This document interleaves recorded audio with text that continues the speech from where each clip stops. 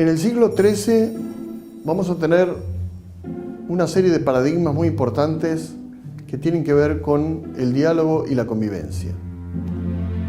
Y la nota, por así decir, sobresaliente, es la figura del emperador del Sacro Imperio Romano Germánico, Federico II Hohenstaufen, cuyo reino abarca no solamente grandes partes de Alemania y del norte de Italia, sino también del sur de Italia y más precisamente de la isla de Sicilia, donde tiene su capital en la ciudad de Palermo. Lo interesante aquí es que Sicilia había sido durante casi 5 siglos un dominio musulmán, donde había quedado una impronta, una riqueza cultural de la civilización islámica, que había sido en su momento absorbida por los sucesores, por los reyes normandos y luego por la corte de Federico II. Federico no solamente va a conocer el Islam, el Corán, la cultura islámica, sino también incluso va a hablar el árabe. Por eso algunos especialistas lo llaman el sultán bautizado. La ironía va a ser que en el año 1229 va a ser designado como líder de la Sexta Cruzada.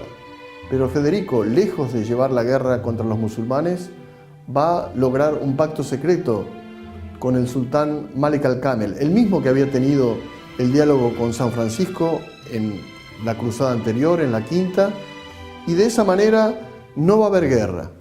Y va a ser lo interesante aquí es que de común acuerdo el sultán Malik al-Kamel va a entregar pacíficamente la ciudad de Jerusalén a Federico y este va a llegar a ella en paz y se va a encontrar allí con los musulmanes. Precisamente tenemos un documento muy interesante para leer, para conocer, donde habla de lo que pasó cuando llegó Federico a Jerusalén. El 18 de febrero de 1229, Jerusalén fue entregado al cuidado del emperador germánico Federico II. Este inmediatamente entró en la ciudad santa y visitó los santuarios islámicos. El cadí de Nablus, que era su guía, fue testigo de cómo Federico expulsó a un sacerdote cristiano que había intentado entrar en la mezquita Al-Aqsa, un santuario musulmán. El historiador Sibt ibn al-Jawi, en su obra Mirat az-Zaman, El espejo del tiempo, narra este episodio.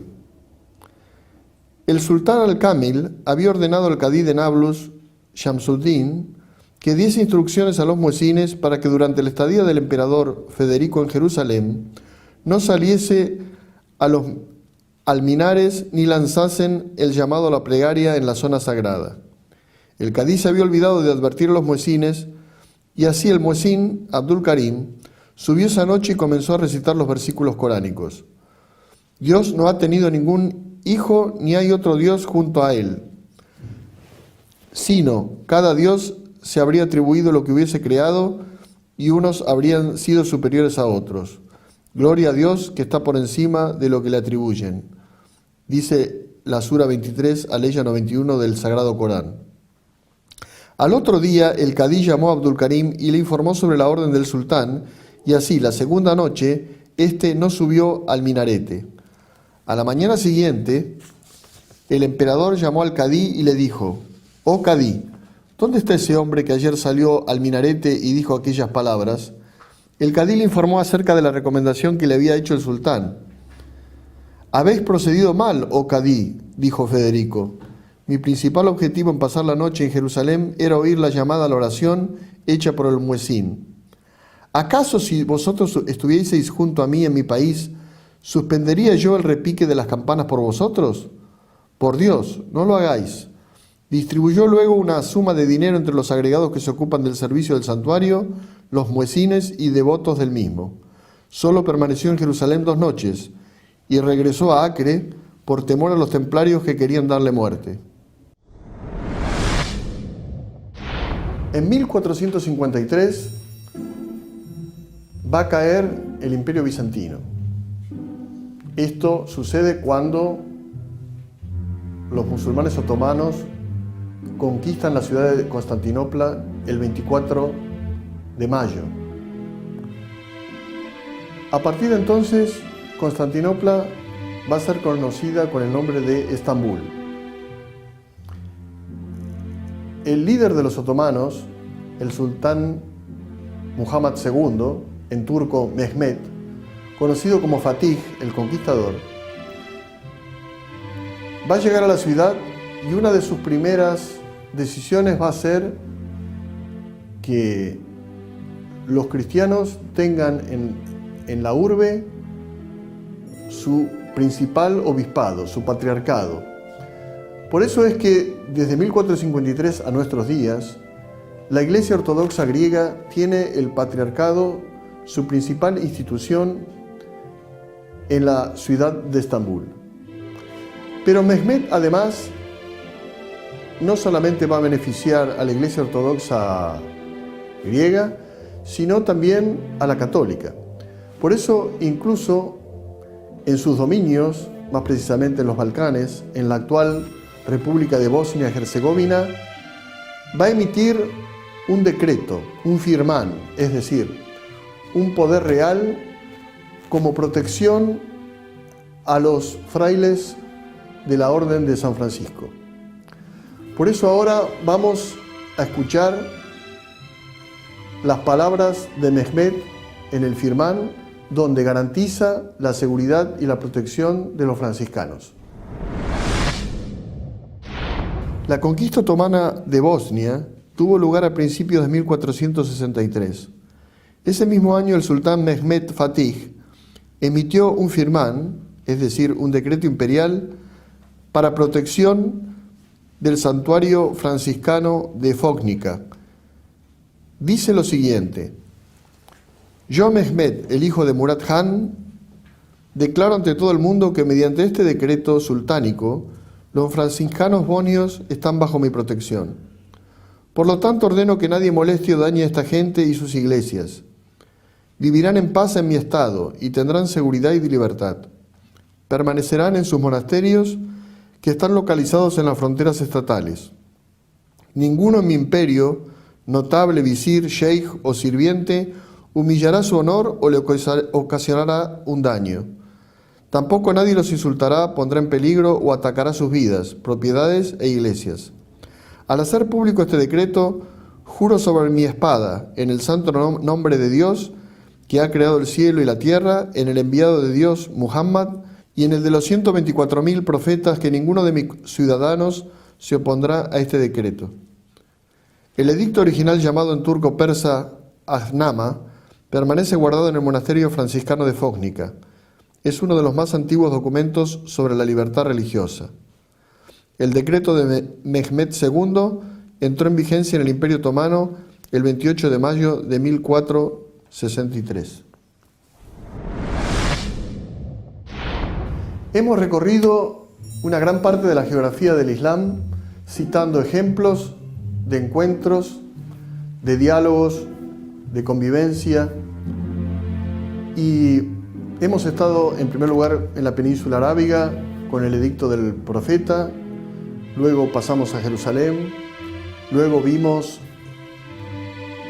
esos hechos tan interesantes sucedidos en la España musulmana, luego estuvimos nuevamente en el cercano oriente con los episodios de San Francisco y el Sultán, de Federico II,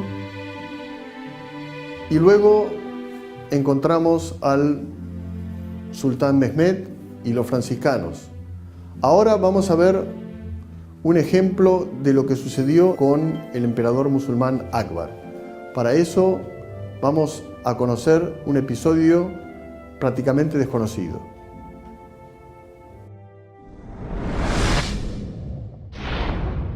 Jalaluddin Muhammad, conocido como Akbar el Grande, fue el tercer emperador de la dinastía musulmana de los grandes mogoles, en la India, un contemporáneo de la reina Isabel I de Inglaterra. Los 50 años de gobierno de Akbar significaron un verdadero renacimiento de la civilización musulmana en la India. En arquitectura se destacó por la construcción de gran cantidad de mezquitas, palacios y mausoleos, edificados en una combinación de estilos persas, timuríes e indios. Su mayor logro en este campo fue la ciudad de Fatehpur Sikri, terminada en 1574, que por su belleza un autor ha podido calificar de romance de piedra. Igualmente impulsó la literatura y la miniatura, sobresaliendo en estas disciplinas en el manuscrito conocido como Akbar Nameh, el libro de Akbar, una obra poética profusamente ilustrada. Un viajero inglés, Thomas Coriat, narra en una de sus cartas una lección de tolerancia del emperador mogol. La única vez que el emperador musulmán Akbar negó algo a su madre fue cuando ella le solicitó que atara un ejemplar de la Biblia del cuello de un asno y que éste fuera azotado por las calles de Agra debido a que los portugueses habían atado un ejemplar del Corán del cuello de un perro y lo habían apaleado por las calles de su colonia de Hormuz en Irán. «Lo que ha hecho los portugueses es horrible», dijo Akbar a su madre, «pero un musulmán no puede hacer lo mismo, ya que despreciar a cualquier religión es despreciar a Dios». En 1578, Akbar envió una invitación a los padres jesuitas de la colonia portuguesa de Goa a visitar su corte. El provincial de Goa, Fray Ruy Vicente, envió 3 sacerdotes, Rodolfo Aquaviva y Francisco Enríquez, nacido en Persia, que sirvió de intérprete, y Antonio Monserrate. Durante 3 misiones de intercambio, en 1580, 1591 y 1595, los jesuitas intentaron vanamente que Akbar adoptara el cristianismo. El soberano musulmán fue contestando una a una las argumentaciones de los misioneros jesuitas. Las reflexiones serenas de Akbar lograron encaminarlos hacia un diálogo fecundo. Finalmente Akbar los colmó de regalos y los misioneros retornaron muy felices a Goa. El episodio sirvió para la composición de un libro escrito por el misionero jesuita francés contemporáneo Pierre du Jarric, con el título de Akbar y los jesuitas, una narración de las misiones jesuitas a la corte de Akbar. Mientras en Europa se extendía la guerra fratricida entre católicos y protestantes, y la Inquisición era más fuerte que nunca en Italia y España, el soberano musulmán Akbar en la India invitaba a los representantes de todas las religiones de su imperio a una conferencia, los comprometía a la paz, promulgaba edictos de libertad para todo culto y creencia y fomentaba la unidad y convivencia de todos los pueblos bajo su mando. Al tener presente estos episodios que hemos visto en el programa de hoy, parecería como que lograr la paz, la justicia, el encuentro, es una cosa fácil, pero no lo es. Estos ejemplos que hemos visto costaron mucho y además incluso no tuvieron el reconocimiento que debían. Por eso es que son pocos conocidos y además mucho menos imitados. Bueno, este programa está para eso, para difundir estos parámetros y para que, si Dios quiere, en nuestros días sean imitados y logremos la paz y la justicia en el mundo.